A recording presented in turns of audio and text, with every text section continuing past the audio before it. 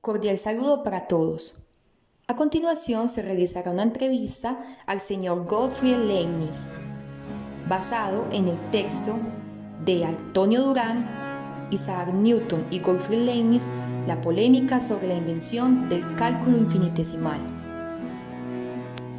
Buenas tardes, estamos aquí con el señor Gottfried Leibniz, quien se ha destacado en numerosos campos del conocimiento como la filosofía, las matemáticas, la lógica, la teología, entre otros. Pero dejemos que sea él quien nos relate los apartados más importantes de su vida y obra. Claro que sí. Comencemos por la época de su infancia. ¿Qué tal si nos cuenta sobre su lugar de origen y su familia? Por supuesto. Nací el 1 de julio de 1646 en Leipzig, Alemania. Mi padre era profesor de moral y jurista de la universidad de esta misma ciudad. Tristemente murió cuando yo solo tenía 6 años. Disfruté mucho de su gran colección de libros que dejó tras su fallecimiento. Señor Leibniz, ¿cómo fue su formación en ciencias? En realidad mi campo de conocimiento fue amplio. Tuve la oportunidad de desempeñarme en diferentes ciencias, saberes y técnicas. En 1661 ingresé a la Universidad de Leipzig como estudiante de leyes. Luego, en 1666 traté de doctorarme, pero no fui aceptado puesto que era aún demasiado joven. No desistí y realicé mi doctorado en Derecho en la Universidad de Altdorf en Nürnberg. Hasta me ofrecieron un puesto para trabajar como catedrático, pero la verdad, quería innovar en otra clase de universidades, por lo que participé en la creación de sociedades o academias científicas, como la de Berlín y la de San Petersburgo. Después de viajar a Nuremberg en 1667, fui a París con fines políticos, ya que era comisionado frente a la corte francesa de Luis XIV. Sin embargo, mi estadía en Francia lo aproveché para afianzar mis conocimientos científicos, en particular los matemáticos, lo que dio como resultado el descubrimiento del cálculo infinitesimal. Sí, lo recuerdo. Fue en los últimos meses que estuve en París.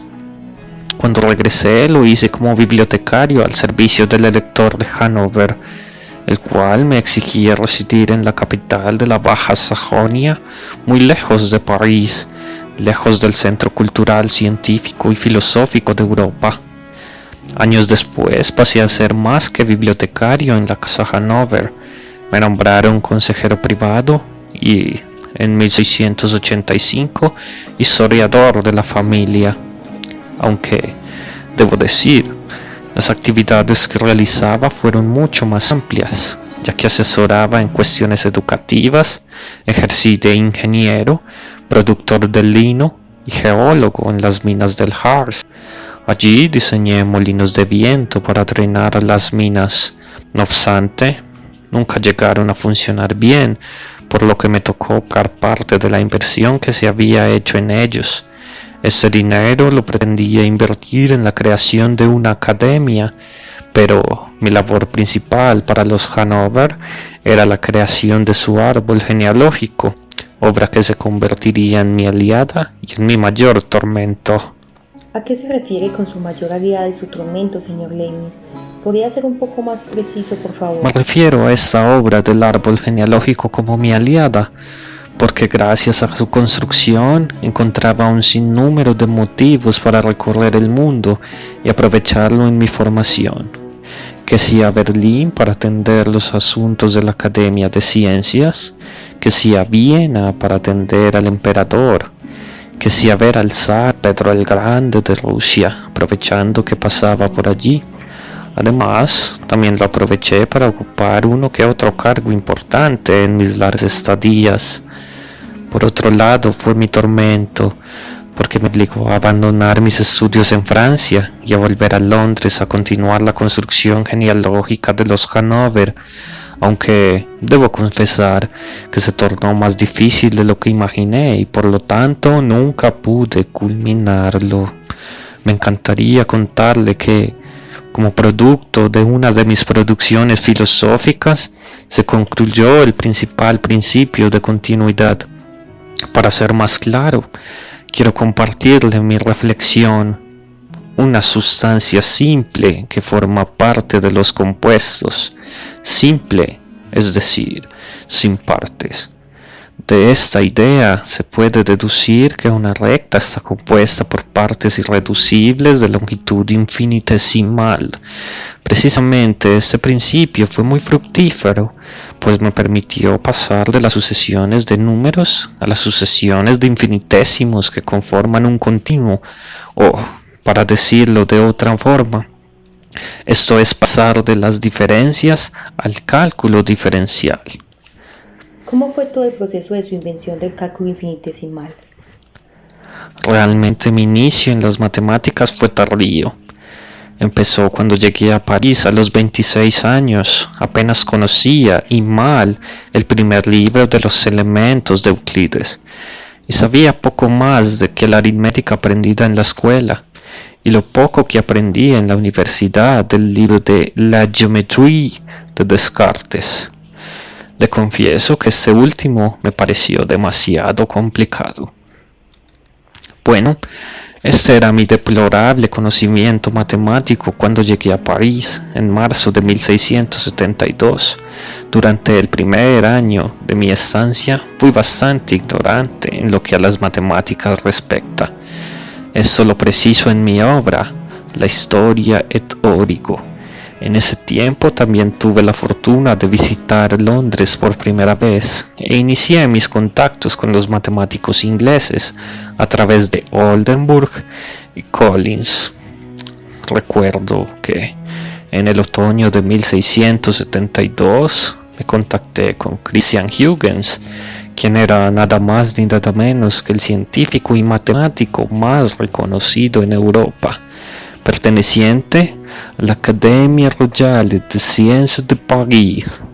Para ese entonces ya había hecho mi primer descubrimiento matemático, cómo usar las diferencias para sumar números, lo que me permitió establecer la relación inversa entre la diferenciación y la integración, lo cual perfeccioné con la solicitud de Huygens para posteriormente publicar mi primer tratado, lo cual era una prueba muy importante de mi avance en el campo de las matemáticas.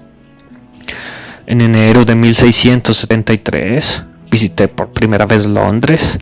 Allí, por medio de Henry Oldenburg, el secretario de la Royal Society, presenté mi máquina en madera que podría calcular, sumar, restaba, multiplicaba y dividía. Este invento me permitió el ingreso a la Royal Society. Quisiera que supiera que Oldenburg fue muy importante para las construcciones científicas, pues gracias a él se mantuvo un completo sistema de archivos con corresponsales científicos dentro y fuera de Inglaterra. Entre tantas se destacan mis comunicaciones con Newton. ¿Qué cartas intercambió con Newton y por qué? Las cartas que compartíamos hacían referencia a los avances que cada uno había desarrollado en torno al cálculo diferencial. Aunque reconozco que el señor Newton era muy misterioso, solo hacía pequeñas alusiones a sus investigaciones. Yo por el contrario lo hacía de manera abierta y precisa. Señor Leibniz, retomemos lo que me estaba relatando sobre el proceso de invención del cálculo infinitesimal. Claro. Aunque antes, permítame contarle unos eventos que considera importantes de mencionar. ¿Está de acuerdo? Por supuesto. Infinitas gracias. Bueno, como le iba contando, mi ingreso en la Royal Society también me produjo un incidente con John Pell, al cual conocí durante una visita a Robert Boyle. Allí le comenté a Pell que había descubierto un método general para representar e interpolar series usando diferencias. La verdad, se mostró sorprendido, pero no por mi descubrimiento, sino porque dichos resultados ya habían sido publicados en Francia e Inglaterra, descubiertos por Regnault. Sin embargo, no le creí. Entonces acudí de inmediato a la biblioteca de la Royal Society para comprobar la veracidad de lo que Pell me dijo, que por cierto resultó afirmativo. Fue terrible para mí ese incidente. Incluso la utilizaron en mi contra en la polémica de la invención del cálculo infinitesimal con Newton, al igual que las cartas que me enviaba Oldenburg, que contenían los resultados más representativos de los matemáticos británicos. Es importante aclarar que estas colecciones de resultados, al ser transcritos, contenían muchos errores matemáticos, que los hacía prácticamente incomprensibles. Esta es la razón por la que no pudo constituirse como una prueba del plagio del que fui culpado. En fin, esta correspondencia me motiva a dedicarle más tiempo y esfuerzo a las matemáticas, en particular a completar mi formación. Años después, en una carta a Jacobo Bernoulli, le expresé que, gracias al triángulo de Pascal, pude ver con claridad que los problemas de tangentes y cuadraturas eran inversos. Asimismo, me permitió hacer algunos descubrimientos importantes, como el método de transmutación, el desarrollo en series para el arco tangente, a partir del cual obtuve mi serie para el número pi. Y por supuesto, la cuadratura aritmética del círculo, que me llevó finalmente al estudio de las tangentes. Es en este momento donde se origina su invención del cálculo infinitesimal y en particular de la derivada. Aún falta un poco para llegar allí. Como la venía ilustrando, nuevamente en 1674 me contacté con Oldenburg por medio de varias cartas, donde le informaba sobre mis progresos en matemáticas, aunque cuidándome de no darle ningún detalle ni fórmula. Oldenburg reinició la correspondencia en la que me compartía los resultados matemáticos desarrollados hasta el momento por Newton y Gregory, los cuales le había proporcionado Collins. Sinceramente, yo solo quería comprender aquellas construcciones matemáticas y compararlas con las mías, para finalmente poder dar una opinión más formada. Para responder a su pregunta, podría decir que el nacimiento del cálculo infinitesimal ocurrió en 1675, puesto que fue en este periodo donde introduje mi notación y el proceso algorítmico que marcaría las diferencias de lo construido por otros matemáticos. Indagué sobre las reglas que lo rigen e identifiqué los procesos de interacción y diferenciación como inversos. Además, gracias a mis investigaciones sobre los inversos a las tangentes, tuve una idea clara de lo mucho que le faltaba a mi cálculo, pero sabía que sus defectos podrían ser remediados y que el camino a un nuevo mundo había sido abierto. ¿Podría por favor ser más específico, señor Leibniz? Faltaba un lenguaje formal que diera cuenta de aquellas construcciones de una manera integral y no dispersa como se había manejado hasta el momento. Por ello, me di la tarea de tipificar este lenguaje e introduje diferentes símbolos, como el caso del símbolo de la integral para denotar la suma de los infinitésimos, lo cual permitía determinar el área bajo una superficie dada, al igual que la letra D para denotar las diferencias, concluyendo finalmente que eran operaciones inversas, mientras que la integral aumenta, la derivada disminuye. Este lenguaje lo compartí con Newton y fue de gran utilidad para muchos matemáticos. Para esta construcción consideré las curvas como poligonales de lados rectos de longitud infinitesimal, cuya prolongación generaba la tangente en cada punto a la curva y de cuya geometría descrita a través de las relaciones algebraicas explícitas en la fórmula que define la curva se obtienen las correspondientes relaciones entre los diferenciales. Pero todo este proceso fue opacado cuando en 1676, por motivos económicos y de trabajo, me vi en la obligación de estar al servicio del duque Johann Friedrich, oferta que me obligaba a retornar a Hannover, aislado de los principales centros científicos, aunque me valí de toda clase de pretexto para no regresar directamente a Hannover, puesto que me quedé un tiempo en Londres y otro en Ámsterdam. En Londres visité a Collins, donde me leyó el De Analisi de Newton, entre otros tratados. ¿Quién iba a imaginarse que 25 años después, cuando empezara la polémica por la prioridad en el descubrimiento del cálculo, lo que vi en esa visita a Collins junto con las cartas mencionadas anteriormente recibía de Oldenburg sería utilizado en mi contra? ¿Cuáles fueron los argumentos para su defensa con los que verifica su autoría del cálculo infinitesimal? La prueba más importante para la historia de las ciencias en general y de las matemáticas en particular fue que en 1684 hice la primera publicación de un trabajo sobre cálculo infinitesimal, al igual que el primer artículo referido al cálculo diferencial, seguido por una publicación en relación al cálculo integral. Me gustaría remitirme a nombrar mi obra con los 70 artículos publicados por mí en los Acta Eruditorum sobre el cálculo usando el cálculo, donde no se incluyen los manuscritos publicados. También describí el funcionamiento de los conceptos de diferencial e integral.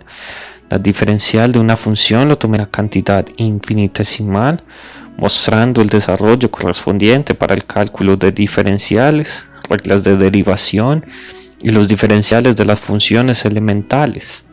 Esto último de manera mucho más simbólica que Newton, lo que mostraba, de paso, mi inmenso esfuerzo intelectual involucrado en la creación del cálculo. ¿Podría por favor explicarme las diferencias que hay en sus construcciones con las hechas por el señor Newton? La gran diferencia radica en que para mí los desarrollos de las series de potencias son diferentes a las del cálculo, mientras que Newton lo considera como un todo. Pero esta diferencia no fue apreciada por la Royal Society, a quien solicité justicia por la polémica de la invención del cálculo infinitesimal, aunque vale la pena precisar que la comisión que definiría esta disertación estaba conformada por 6 miembros, amigos todos de Newton, entre los cuales se encontraban Halley y Jones. El primero era editor de la primera edición de Los Principia y el segundo era editor del De Analisi. Y a dicha comisión se unieron con posterioridad 5 más, 4 de ellos eran otros tantos partisanos sin escrúpulos, y para dar alguna apariencia de imparcialidad, el quinto miembro era representante en Londres del Reino de Prusia, Frederick Bonnet, que se unió a la comisión una semana antes de que ésta dictaminara, y por lo tanto no participó en la redacción del dictamen.